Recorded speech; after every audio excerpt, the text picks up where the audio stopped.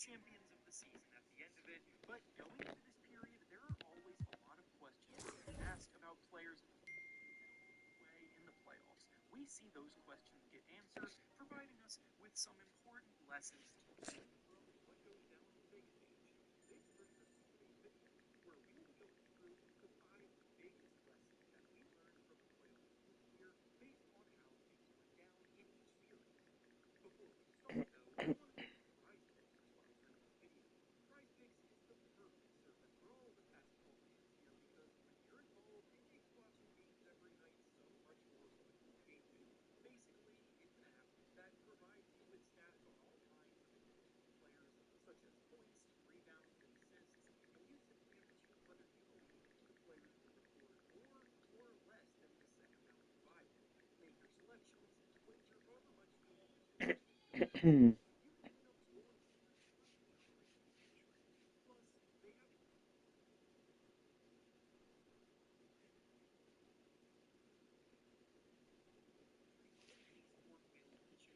play. So while we're all basketball fans here, the variety is massive. For my personal entry this week, I will be going super easy. If this sounds a bit intriguing to you, then go down to the link in the description of the video to sign up today and use promo code REFERENCE to take advantage of a deal where all you have to do is play $5 and receive $50 at your account instantly. Once again, thank you to Prize Picks for sponsoring the video. Now let's get back to the topic at hand. To start things off, the first big lesson learned from the postseason that we'll be discussing today is that the super team era is officially over, and having a deep roster is more important than ever. The days where you could just put all of your eggs into pairing up dominant star talent and filling in the rest of the holes of the roster with minimum guys and mediocre role players, and successfully rely on those stars to carry the brunt of the load are no more. And when you look at how things played out this year, you see the proof right in front of you. The Oklahoma City Thunder's dominance has been present from start to finish this season, and they were the 1 seed too, but the root of their success did not come from trading for or signing stars to pair with MVP Shai Gilgeous-Alexander. It came from drafting extraordinarily well and putting together an incredibly well-balanced team with positively contributing depth at every position. When you look at the Indiana Pacers, you see a pretty similar setup with Tyrese Halliburton and Pascal Siakam both definitely being stars in this league, but the team around them and the role players in their supporting cast are all studs in the role that they play. They legitimately can go 11 players deep into their rotation. Then on the flip side, you look at the New York Knicks, who made loud transactions last offseason, trading away all of their depth and movable assets in order to bring in Karl Anthony Towns and Mikal Bridges, putting together what looked like a super team on paper. But in the end, they were way too top-heavy, and their ineffective bench unit could not be relied upon as much as their opposition.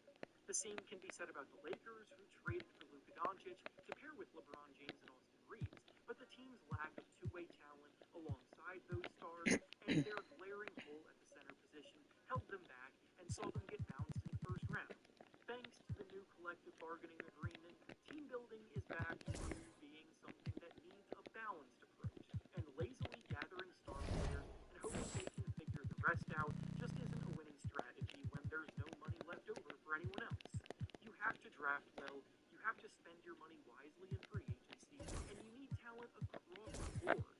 The next big lesson learned from the playoffs this year is that the Cleveland Cavaliers core just does not work together. Ever since the Cavaliers traded for Donovan Mitchell back in 2022, they have had their sights set on getting themselves into the mix as legit championship contenders in the East. Prior to this year, they were consistently a mid-seeded group on the cusp of reaching that tier, but glaring flaws in their lineup held them back, and this season, things looked a lot different for them as they appear to clean up those issues of the past, and they dominate their way to the 1 seed as a result. Their ball movement and selflessness shone bright in the regular season. All of their players showed notable improvement, especially Evan Mobley with his shooting and Darius Garland regaining all-star form as a crafty playmaker leading the way. But in the playoffs, when game plans get dialed in and things get tighter than they do in the regular season, it's not always easy to maintain the style of play that got you to the top, and unfortunately, the Cavaliers end up being the same team that they always had been all along. Their twin towers lineup of Evan Mobley and Jarrett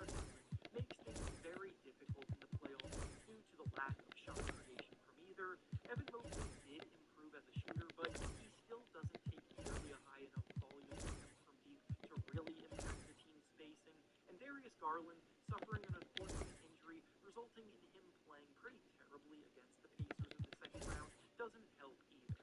Donovan Mitchell ended up having to once again do most of the heavy lifting in the playoffs, and despite averaging 32 points in their series against the Pacers, could not really get out of the more than being a gentleman's sweep.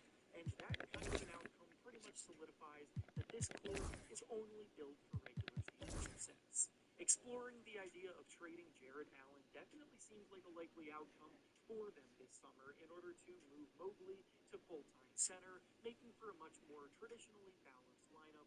And I could even see Darius Garland in trade talks too, in order to get the ball in Donovan Mitchell's hands more, while trying to find pieces that fit better around them. The next lesson we learned from the playoffs this year is that the Minnesota Timberwolves desperately need an upgrade at point guard who can be a playmaker next to Anthony Edwards.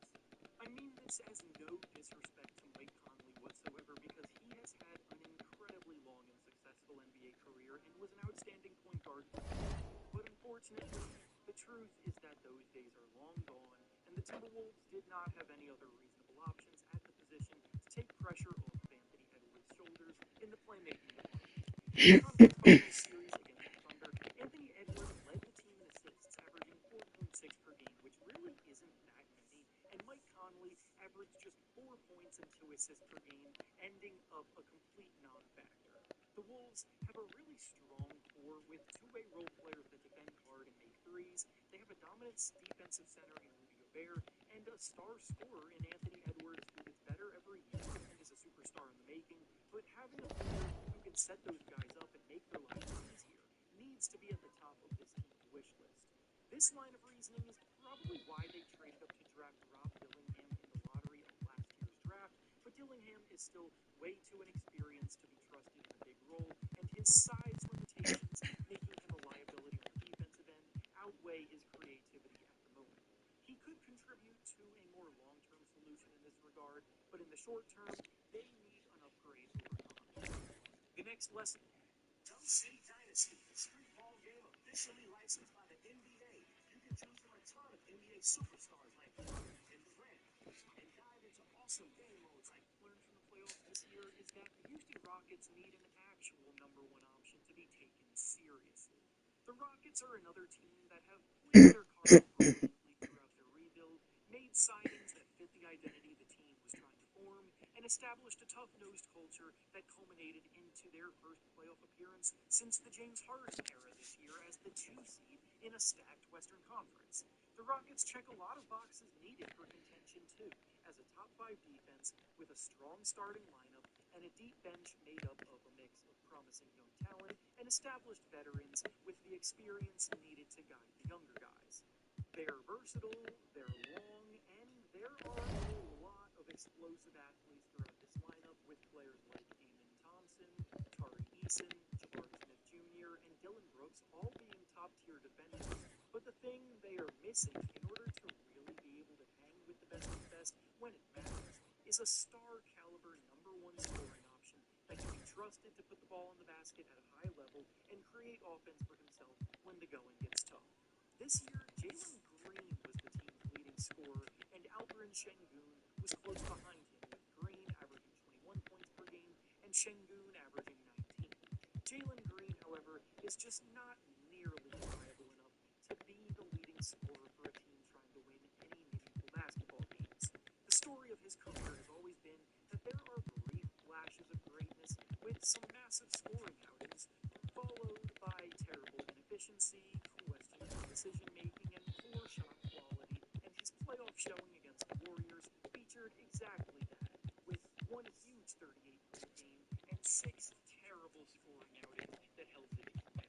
This summer, there are a lot of big-name players potentially available on the trade market, and the Rockets have assets galore to package together and make a worthwhile offer. So they need to be active trying to find a solution to this problem, because if they do, winning a championship becomes a very realistic goal.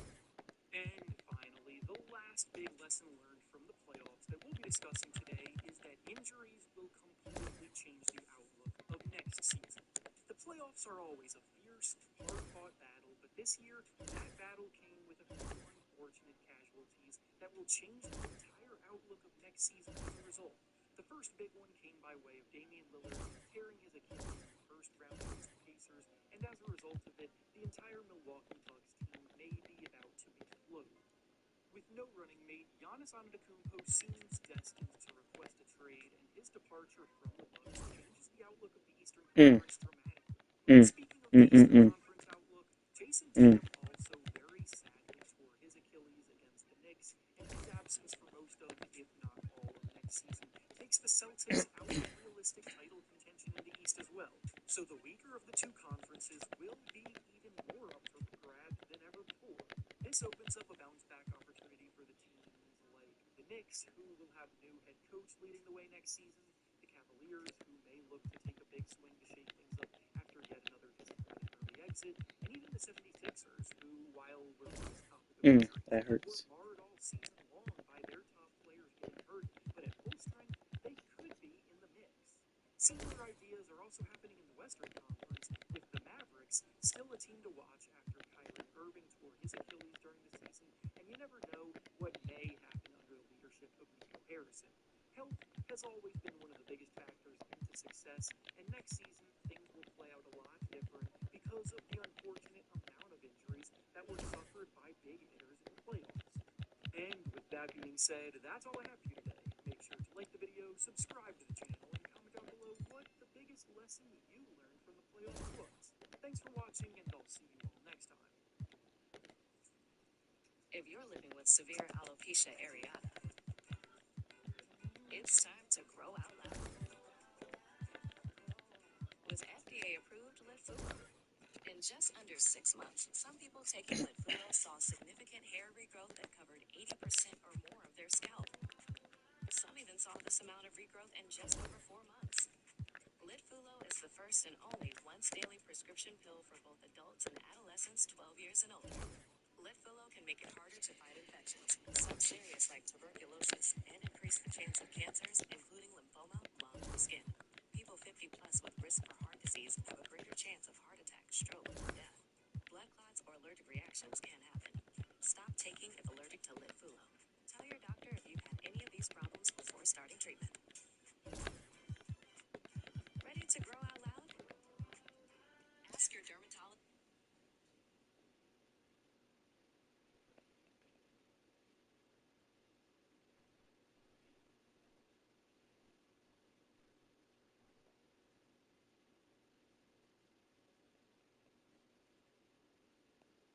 With the offseason approaching, I asked you guys on my community tab, just give me a hot take for your favorite team this offseason. And today I picked one out for every single NBA team, and we're going to talk about them. I'm going to see if I'm going to agree with you or if I'm going to disagree with you. So we're going to start things off with the Washington Wizards, and this one comes from Beyblade. He says that the Washington Wizards rebuild starts to shine, and they get the 11th seed in the Eastern Conference next offseason. Now, I do think a lot of factors are going to go into the Wizards offseason that could determine that next year. Who are they going to take with the 6th overall pick? Is that going to be a Jeremiah Fears? Is that going to be a Derek Queen? A Kasparov Jonas to add to this fold? I think they need to add some type of playmaking / passing point guard for the young core. I think they'd be better off than having one of those guys than Jordan Poole being the point guard. What if they trade Jordan Poole? But to be honest with you, I don't expect this Wizards team to be the 11th seed in the Eastern Conference next year and just miss out on the play-in tournament. I think they're going to be between that 12 to 14 range. I don't see them being the worst team in the Eastern Conference next year. I still think they have a little bit of ways to go unless we see a massive year 3 lead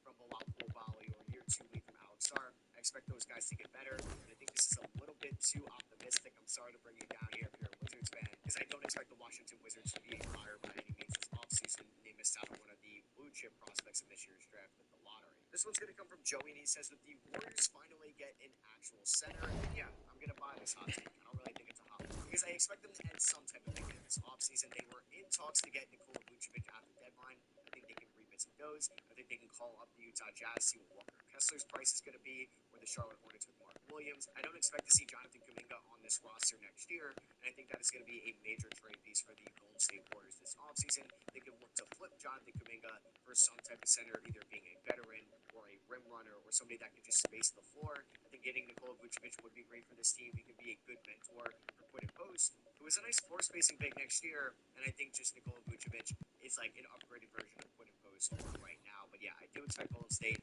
to make some type of center acquisition this offseason. JV says here about the Minnesota Timberwolves that they need a complete retool tool of their starting lineup to truly contend, including trade of one or both of Rudy Gobert and or Julius Randle. Now, I don't think Rudy Gobert gets a this offseason. He did sign a 3-year extension with the Minnesota Timberwolves last offseason. And while I do think there would actually be somewhere I don't think they want to trade away the anchor of this team's defense right now. They're obviously not moving Anthony Edwards. I don't think they would like to move Jaden McDaniels unless it's for like a premier number 2 to Anthony Edwards. But I do expect Julius Randle to be gone next year in some way, shape, or form.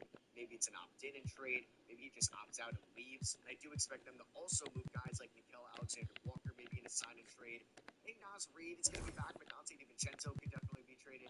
Same with Mike Conley. Would they be willing to part ways with one of the young pieces like a Terrence Shannon or Rob Dillingham?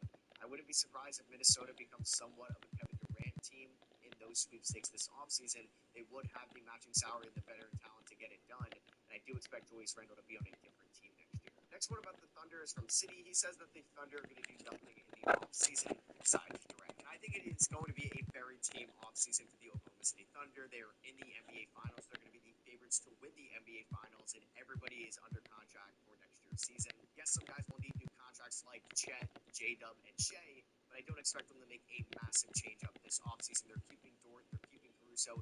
Maybe they try to shed Kenrich Williams' money just because the owner has never paid the luxury tax, at least since 2012.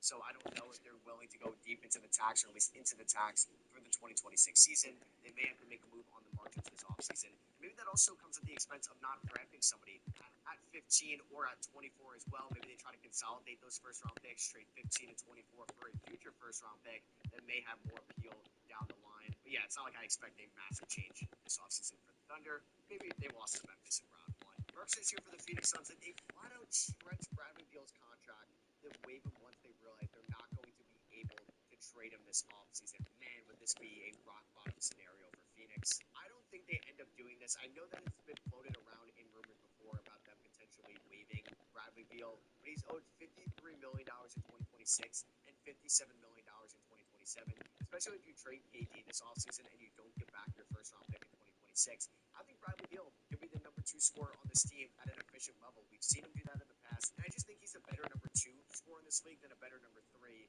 just because of the shots he's going to be able to get in his own possessions, and he's not going to be more of an off-ball player like he's been the last 2 years in Phoenix. We all know that they definitely regret this trade, and they would like to redo this in hindsight, but this man is owed $110 million over the next 2 years. If you're stretching this out for 10 years, you're going to have to pay $10 million in dead money for 10 years. No team is going to do that. You might as well just eat it right now, and maybe he's going to waive his no-trade clause to a different team, but that is going to be a big factor for Phoenix this offseason, because right now, they're a second-apron team, and this is still one of the worst contracts in the league. Life says here for the San Antonio Spurs that they will not make a big trade this offseason involving either Stephon Castle or the number 2 overall pick. For those who know how the Spurs operate, we'd rather make smart trades and develop our young guys, and both Castle and Harper seem like great players to have. Professor of Art History, Hunter College of the City University of New York, Mary B. Moore State. As a backboard. I also don't expect San Antonio to trade for Giannis Antetokounmpo this offseason. I do think there's a better chance that Giannis is a Buck next year than on a different team. I think if it's going to be a different team, it'd end up being Houston, because I think they have a little bit more to offer, or it's just going to be a surprise Eastern Conference team. So I think San Antonio will still revisit the Kevin Durant talks. Apparently it almost happened at the trade deadline. Went to school in Texas, over in Austin, a few hours from San Antonio, and you're going to get somebody that is one of the best 3-level scorers in the NBA, one of the best mid-range shooters, an elite 3-point shooter, a perfect veteran to have in that locker room as well. With Victor Wembanyama, we saw how great that was with Chris Paul in the locker room last year. And if you're trading for KD, you don't have to give up Castle or Harper. It could be around Sohan or Vassell or some of the draft picks that they own in future drafts, or the 14th overall pick this year. I don't expect them to make a massive trade involving Castle or Dylan Harper this offseason. Speaking of the Rockets, that Gabriel mentions that until we get numbers on the potential Tari Eason and Jabari Smith Jr. extensions, because that whole 2022 draft class is extension eligible this offseason, Jabari Smith Jr. should be untouchable, and Tari should be the one dangled in a KD trade. Honestly, this is shocking me a little bit, just because I do think if you're trading away Tari Eason instead of Jabari Smith to make the money work, you probably have to include a larger salary. Maybe it could be John Blondell, but maybe it has to be Reed Shepherd. Would you rather move Reed Shepherd and Tari Eason, or the high upside value in Jabari Smith Jr.? I still think Jabari Smith can be a really good player in this league. There's a reason why he almost went number 1 overall back on draft night in 2022. He was always going going to be a little bit more of a project than Paolo Banchero and Chet Holmgren, but he just never had the touches. A little bit of injury luck, unfortunately, has been dealt his way over the last few years. I think if Phoenix can get back Jabari Smith Jr. in a Kevin Durant trade, that is a home run for them. I don't think he's going to be untouchable this offseason, though. So before we get back into the video, I want to give a word from today's sponsor, Underdog. Underdog is the best place to play fantasy sports, and I love using their pick'em feature where you can pick higher or lower in a certain player statistic. If you want to take maybe Jalen Brunson's over in fourth quarter points with their season on the line, you can take that, and you can also take lower in Tyrese Halliburton's turnover since he had 0 in game number 4, one of the best games we have seen in playoff history. And you can use my code SROS, SROS, to get a 50% deposit match up to $1,000 in bonus bets. So say you put in $2,000, that is $1,000 in bonus bets with that code SROS. Link is going to be in the description. It's not just the NBA you can play, WNBA, NFL, golf. The MLB season is in full swing as well, and that's all on Underdog with my code SROS. Like always, please remember to play responsibly, and thank you again to Underdog for sponsoring today's video. Let's get back into the hot take. So it says here for the Toronto Raptors that they are going to go all in and trade for Domantas Sabonis and make the conference finals, kind of what the Pacers did last year with trading for Siakam. I think if Domantas Sabonis ends up getting traded, I mean, they could be a dark horse team. You could send Jakob Poeltl and some matching salary going out and maybe an intriguing young player or two. You can have a lineup of quickly Barrett, Ingram, Scotty, Domantas Sabonis. That could be really fun offensively. And I think that could be worth an opportunity, or at least the idea of bringing in Sabonis to Toronto. But I just think you're now leveraging your core so much into the 5 that I just mentioned. That is going to be a team that is over the first apron with that core right there. They're probably going to have to give up somebody like Brady Dick or Osher Baji or Jacoby Walter as well in that trade. Probably more draft capital as well. So I don't think that would be wise for Toronto. It sucks we didn't get to see Brandon Ingram play a single minute this year with Scotty Barnes. So we have no idea how he's going to perform this year in Toronto and how that's going to look with Scotty and RJ and Emmanuel quickly. I think there's a better chance that RJ Barrett gets moved this offseason. I would not be surprised. I would definitely be surprised though if Toronto went after Domantas Sabonis. So for the Pistons here, I have back-to-back ones, one from Tackett, one from Josh. First one is the Boston Celtics trade Jaylen Brown to the Pistons to free up cap space and to rebuild their roster. The Pistons give up Tobias Harris and future first-round picks. Hell no. Similar to Tackett, getting a big name to pair up with Cade Cunningham. The Pistons trade for Devin Booker and become the 2 seed. Cade Cunningham finishing top 5 in MVP. I mean, Devin Booker in Detroit would be a match made in heaven with Cade Cunningham and them operating together in the half-court. I think would work so well. I also think if Devin Booker were actually to be made available this offseason, Detroit would get outbid by other teams. You'd probably have to trade Jaden Ivey, Ron Holland, and Hassan Thompson, and I don't know if that's wise for Detroit. They definitely overachieved last year. I don't want them to get ahead of themselves right now and mortgage the whole future for maybe a few more playoff wins next year. I like them building the core that they have right now, building up more assets, and then maybe you can make that big-time trade when you're ready to go after somebody like Devin Booker. If you're trading away just salary filler and draft capital for Jaylen Brown, honestly, I'm on board with that. I don't disagree with doing that. I just think if Boston is trading away Jaylen Brown, they want a premier pick in this year's draft or future draft classes. They want a really good young asset as well. And I don't think it would be wise for Detroit to trade away all your young pieces around Cade Cunningham and draft capital for Jaylen Brown. I think Detroit is building something special right now, and I think they should just make moves on the margins and see how this core progresses now that Jaden Ivey is going to be healthy and Hassan Thompson can now be healthy for a full season. DL says here for the Pelicans that they are going to trade Zion Williamson and benefit from that trade becoming a top 10 seed next season. Now, I think with or without Zion Williamson, they're probably going to be in that range of the 10 seed next year. The Western Conference is just loaded. The Pelicans had the worst injury luck this year in the whole NBA. They're not going to have DeJounte Murray for the first few months. And I think all signs are pointing to Zion Williamson still being a Pelican. They sent him to the draft lottery. Reports are coming out that Joe Dumars wants to keep Zion Williamson in the fold. Dumars being the new executive after they fired David Griffin. I think Zion is going to be the starting point guard for this team until DeJounte Murray comes back. We saw in the past how effective point Zion can be. They have a plethora of really good wings right now in Murphy, Herb Jones, CJ McCollum, and Jordan Hawkins. I think they'd be more likely in like a Domantas Sabonis sweepstakes this offseason, and they're going to try to add a bigger name rather than trading away Zion. Eli says here for the Pacers that they are going to be the team that lands Giannis Antetokounmpo, and they're going to have to give up 3 first-rounders. So I think Indiana could have an enticing offer for Giannis Antetokounmpo. I always thought they were going to be the 2 seed team this offseason. But like the Thunder, their ownership does not like to pay into the luxury tax, and that's what's going to happen with the Pacers this offseason. And I'm recording this ahead of game number 5, so I'm not sure if they're in the NBA Finals yet, but they're up 3-1 on the Knicks. They're probably going to be in the NBA Finals, and I do think they're going to have to make some type of notable move in the offseason. I doubt they're going to extend Benedict Mathurin, so maybe he gets traded. Maybe they trade away Jarvis Walker while he still has some value in this league, or maybe they move on from TJ McConnell to get off that contract going forward. I just don't think that they're going to be in the Giannis Antetokounmpo sweepstakes right now, especially because I don't think Milwaukee wants to trade him within the division. Austin mentions here that the Denver Nuggets go all in for Kevin Durant, maybe Michael Porter Jr., Aiden Watson, Julian Strawther, and first-round picks. And if I'm Phoenix and I get offered that deal, I am taking it. I think Michael Porter Jr. can help you in the short term. Watson and Strawther can help you out in the long term. You definitely need Aiden Watson to work on the offensive game. He's still just 22 years old.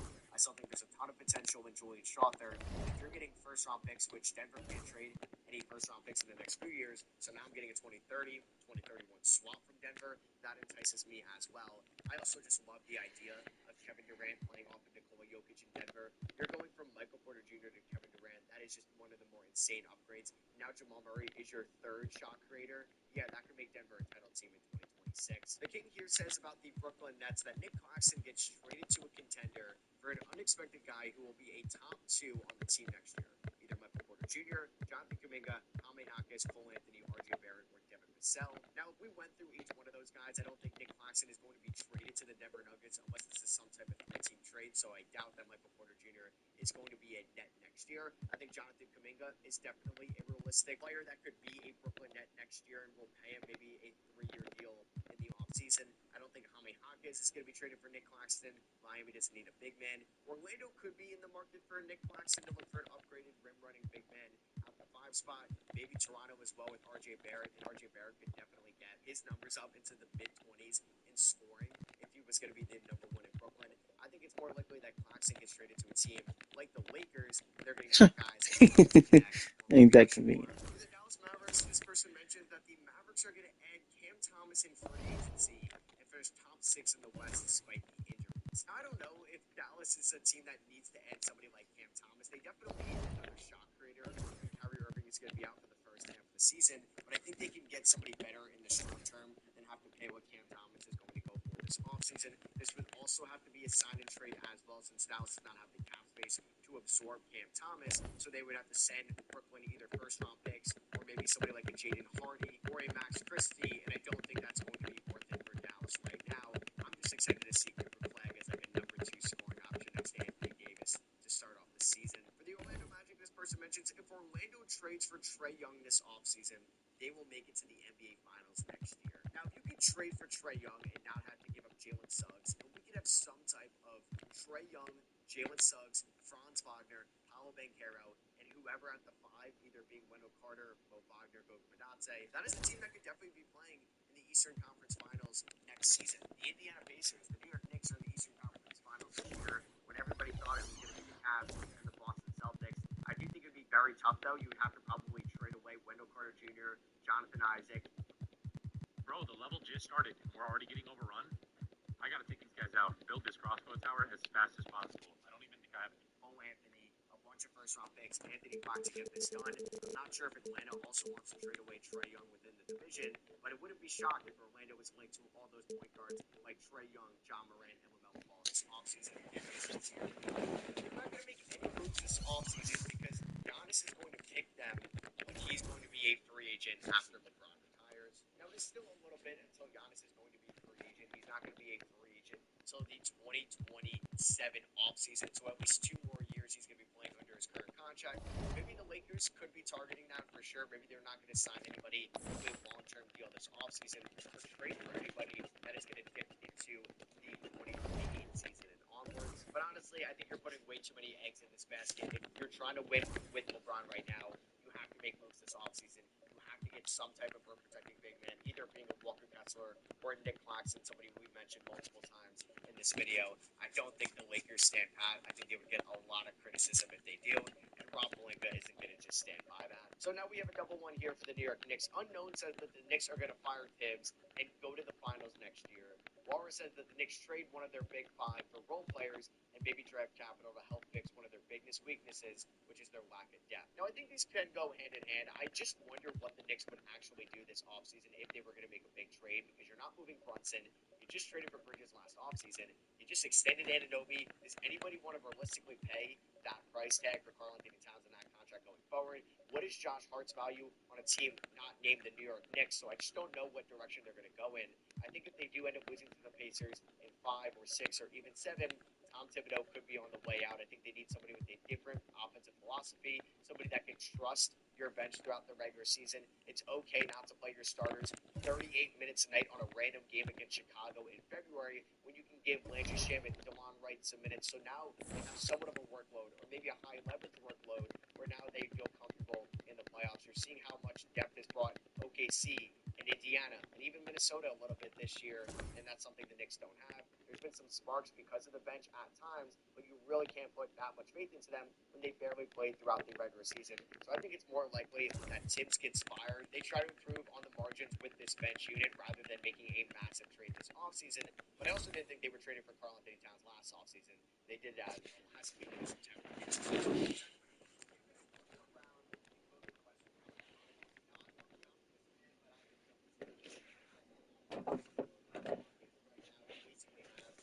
The Wolves, the Spurs are going to be a lot better next year. The Rockets, the Warriors, the Lakers, the Clippers, the Nuggets, the Blazers, the Raptors are all going to probably be better than the Sacramento Kings next year.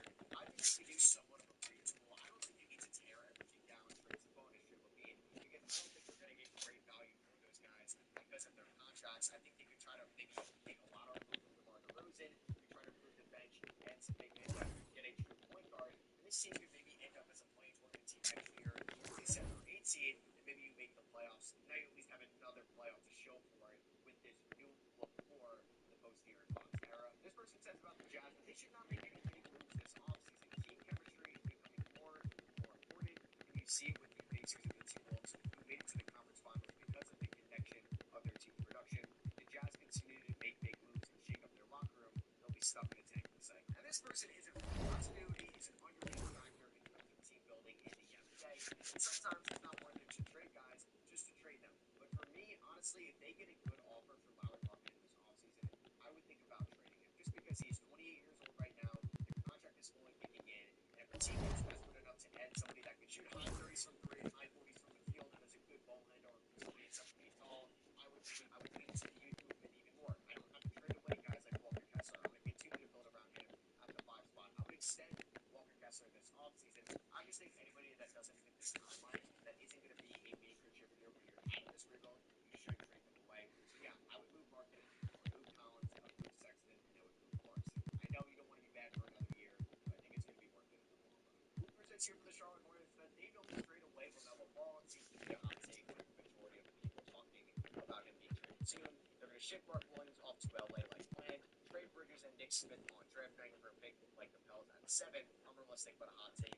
Yeah, I don't think you're getting the 7th overall pick for Nick Smith and Miles Bridges. I don't think Nick Smith proved enough in year number 2 to have much value by any means. He really disappointed me this year because I was super high on Nick Smith Jr. coming out of Arkansas. And I don't think that the Hornets are going to trade LaMelo Ball either. I do think they can probably bring up that Mark Williams trade idea yet again. They have to test the medicals, and that might be a little bit awkward, but I think there would be a robust market if they made Mark Williams available. Would that mean Charlotte would take a center at number 4? I still think you take BJ Edgecombe. You build through this team right now, but I would also trade away Miles Bridges. Basically get everybody off that 2022 team that's still here outside of LaMelo Ball. She says here for the Miami Heat that they will have to consider blowing it up this offseason. Now, I'm intrigued about the Miami Heat doing a little bit of a sell-off this offseason. I would test the market for Tyler Hero before that extension comes, because the Miami Heat like to extend their guys before they have to. We saw that with Jimmy Butler in the past. We recently saw that with Bam Adebayo and that massive contract extension he got last offseason. I would see what you can get for Bam, but I would like to hold on to Bam at all costs, and I would consider retooling this team right now. Unless you're going to go the other route and try to add Kevin Durant and have a big 3 of KD, Bam, and Tyler Hero for a 2026 playoff run. Just think about being bad next year. You do own your first round pick in the 2026 draft, which is going to be a loaded class. There's a lot of teams that finish behind you in the Eastern Conference standings that might be better than you next year. Teams like Toronto, teams like Philadelphia, and you're going to have Orlando being better next year. Unless Giannis gets traded out of Milwaukee, every team that made the playoffs in the Eastern Conference is at least going to be fighting for a playoff spot next year. Now you don't have Jimmy Butler for half the season. I think the Heat interested in going into somewhat of a retool, like I said with Sacramento before. AJ says here for the Atlanta Hawks that they should trade for a star or to keep the faith on prospect development. So I guess, yeah, that's just both routes that you can get them going. Keep Zachary Sachet, Dyson Daniels, Jalen Johnson. Right, you can see with the Milwaukee Bucks going for Giannis Antetokounmpo, would they be interested in Jalen Johnson and Zachary Sachet, or Jalen Johnson and Dyson Daniels, or something like that? Daniels can get extended this offseason. I expect that. But for Atlanta, I think I would stay the course as well. You have 2 first-round picks in this year's draft. Your young guys got better last year. You have more depth now after the DeAndre Hunter trade. And now Jalen Johnson can be healthy for a full year. I'm going to get year 2 Zachary Sachet. I like what I saw out of Yaka Kungu taking more threes at the end of the year. Muhammad Gay's development. I think Atlanta can be just fine to make the playoffs next season after losing in the play-in this year. Maybe says here for the Memphis Grizzlies that they're just going to run it back to the big 3 and they're not going to make any major moves in some respect. Ja's going to play 60-plus games and lead the Grizzlies to the conference finals. I don't know, man. I don't love this Grizzlies depth as much as I did a few years ago. I think they got a great backup point guard in Scottie Pippen Jr., but the Marcus Smart trade was a massive failure. Jake Moravia and David Roddy back in that 2022 draft was a massive failure. And you found the diamond in the rough in the 2024 class with Jalen Wells. You also don't have many tradable contracts as well outside of Donovan Jar or Brandon Clark, and that can get you somebody around $20 million. I think they need to make some type of notable trade this offseason. It doesn't have to be trading somebody to the big 3, but they desperately need another perimeter defender out there since Dylan Brooks is no longer on the team, hasn't been for 2 seasons. This person says for the LA Clippers that they are one good backup big man away from being title contenders. And honestly, I think that could be a massive upgrade for the Clippers. And they have some tradable contracts this offseason. Would they be willing to move off of Chris Dunn after they're probably going to re-sign James Harden? Would they move Bogdan Bogdanovic, which is $16 million combined contract? Another all-NBA caliber center right now, and an all-NBA caliber center in a B2C box. You just need the center to give you 12 to 15 really good minutes a night coming off the bench, and I think they could look to find that either in free agency or the trade market. And then wonder if they can pick up somebody like Isaiah Jackson or Day'Ron Sharpe, one of those younger guys that has high potential that's going to be a restricted free agent from the 2021 draft class. This person says about the Boston Celtics that they actually improved even after trading away Drew Holiday and Kristaps Porzingis.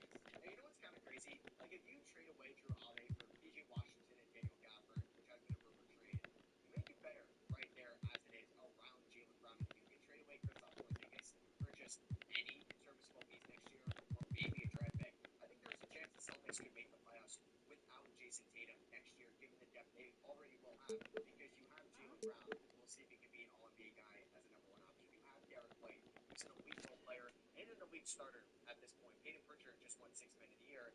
You're going to get depth back from Drew and KB. The Celtics can easily make the playoffs next year in this weaker Eastern Conference. Realistic says here for the Cleveland Cavaliers that Darius Garland is holding the team back. Donovan Mitchell is going to request a trade if the Cavs don't reach the conference finals, and Evan Mobley won't be a superstar until he's playing center full time. Now, I agree with 2 things here, actually, outside of the Donovan Mitchell requested trade. I don't think he's going to request a trade this offseason. I also don't think Darius Garland is holding the team back, but I think they're going to be more open to trading away Darius Garland this offseason. And I definitely agree that Mobley can really fully unlock his superstardom if he plays the center full time. So I think it's very likely that Jared Allen actually gets traded this offseason. They're going to be a second apron team. I think this team would be better off to have Evan Mobley as the starting center for next year's playoff run. Adam says here for the Chicago Bulls that they're going to use a package of first-round picks to add a star around Josh Giddey and Kobe White. Oh, man, I hope Chicago doesn't do this. They should be going in the other direction. They should trade away Kobe White this offseason for a really good haul, given his contract right now and his production over the last 2 years. I just don't think it's worth it. This team does not have the assets to go out and get somebody like a Giannis Antetokounmpo. Maybe they could trade for a Zion Williamson, and you never know in the Eastern Conference, but I don't think there's a point in doing that right now if you're Chicago. You've been in purgatory for the last 3 years. Try to get a top 5 pick for once next year. Justin Jones says here for the Milwaukee Bucks that Giannis will win another championship next year, but as a member of the Cleveland Cavaliers. Now, I think the Cavs can offer Milwaukee a very enticing return for Giannis Antetokounmpo. What if they said we'll give you Garland, DeAndre Hunter, and Jared Allen for Kyle Kuzma and Giannis Antetokounmpo? Or what if it's Evan Mobley for Giannis? I think Milwaukee could get a better package from Cleveland than like 26 other teams. Maybe San Antonio and Houston can realistically offer a better. Confidence is not a mindset, it's an achievement. In the GMC Sierra HD GT4X, get 5.9% APR on GMC Sierra heavy-duty models. That's over $4,000 average finance savings. Your kid is hurting, and there's nothing you can do about it. That's the worst feeling in the world. Probably not even San Antonio, to be honest with you. Maybe it's just Houston. I just don't think Milwaukee, if they trade Giannis, which feels like it has a 50-50 chance right now, they're going to trade him in the same conference, let alone the same division. This person mentions for the Blazers that they're going to pull a 2025 Rockets regular season run in 2026. Now, over the last few years, we've seen teams like the Orlando Magic, the Houston Rockets, and Detroit Pistons not have super high expectations, really catapult with their young core in a regular season. That could be the Blazers next year. I am very high on the Blazers. They were a very good team after the All-Star break. Danny Diop continued to progress on this team. Scoot Henderson showed flashes. Jaden Sharp looked healthy. Tamani Kamara just ended up on an all-defensive team. They got to make some moves this offseason. I think they should trade away Anthony Simons, try to see if any team under DeAndre Ayton or Jeremy Grant, and go forward with this young core. If you make the play-in tournament next year, great. Lose as the 10th seed, fine with that going forward. Find some nice draft capital as well. But I think this could be more likely the 2025 Rockets regular season in 2027. And lastly, PJ says here for the Philadelphia 76ers that the Sixers will trade away Paul George without having to trade away the third pick of this year's draft to do so. Yeah, unless you're trading away Paul George for Bradley Beal, you probably also have to give up additional draft capital, given that Paul George has 3 more years left on this max contract rather than Bradley Beal's 2. So this is the worst contract in the NBA right now, in my opinion. Yeah, you don't have to give up the third overall pick, but if you're willing to attach Justin Edwards, are you willing to attach those Clippers picks going forward? Because it's going to take a little bit for a team to absorb that Paul George contract right now. And I do think that they're going to either keep the third overall pick or maybe trade around. They're in the top 5, top 6, top 7. I don't think that Paul George number 3 for Kevin Durant trade is happening. So that's it for me. I hope you guys did enjoy. Let me know what you think of these 30 hot takes that I mentioned down below. Let me know what you think that I talked about for your favorite team as well.